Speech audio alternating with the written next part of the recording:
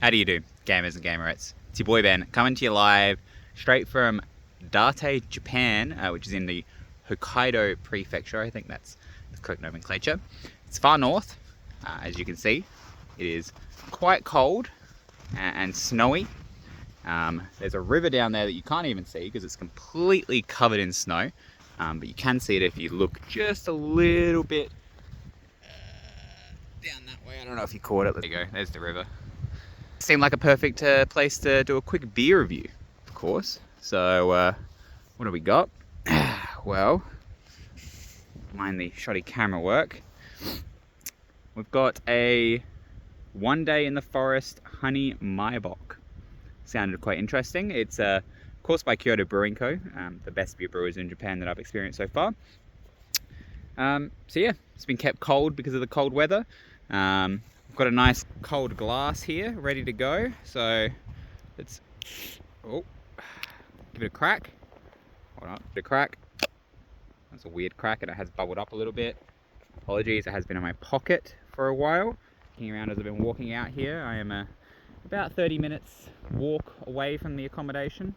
But yeah, let's give it a pour. This is gonna fuck the head, I believe, because I am pouring it one-handed. So we might have to let that settle for a little bit. But yeah, this is probably the last beer review, or maybe second last beer review that I'll be recording while in Japan. UpTheBeers abroad and all that.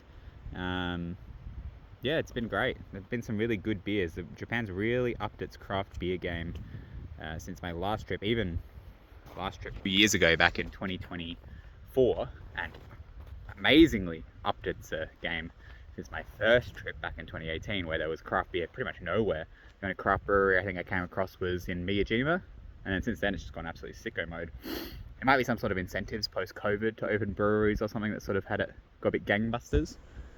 But yeah, got the beer, a bit of snow on the glass, wipe that off, get it off my phone, and let's give it a taste. Oh, it's quite fruity. Don't get a strong honey, but I do get like a fruit, like a dried fruit, like dates or plums, a dried plum sort of flavor,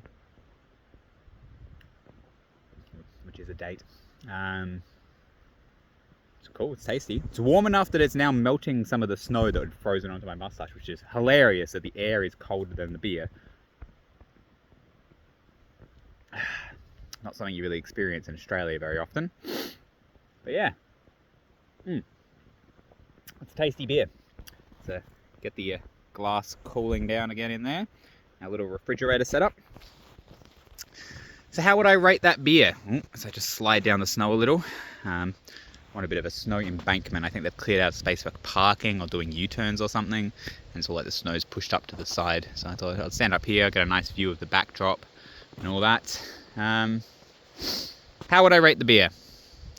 It's going to get probably a solid. It's not the best Kyoto brewing. As I said, it's like a little bit thick, like it's a little creamy. But not very. It's got like a good body, but it's not like a lactose body. Bit sweet, quite a bit of bitterness, but like not in an unbearable way. Sort of cuts through the sweetness. I feel like this one might actually be a little bit better, slightly warmer, where you sort of bring out those sort of fruit notes a bit stronger. I'm disappointed I'm not getting more honey flavor.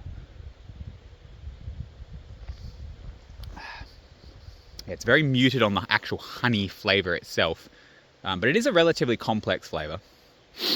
Anyway, as far as ratings, I'm going to give it probably like a -4.1 genes. It will get a +2 for the location bonus, +1 for the natural refrigeration bonus, so a -1.1 genes. As far as thumbs, I think I could get a solid 1 thumb up for me.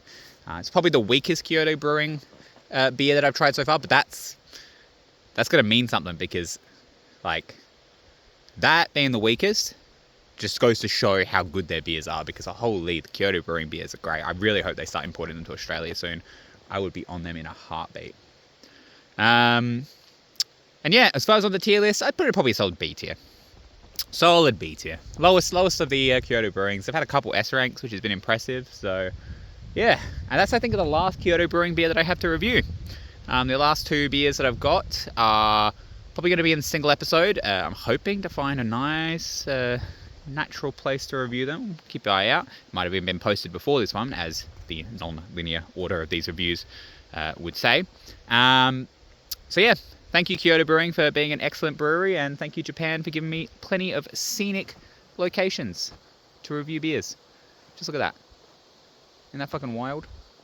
Just snow as far as the eye can see. I wish I could show a video of the onsen we're staying in. It's insane. Outdoor baths with the snow trickling down and you keeping your top cool while your bottom stays warm. Truly fantastic. Truly fantastic.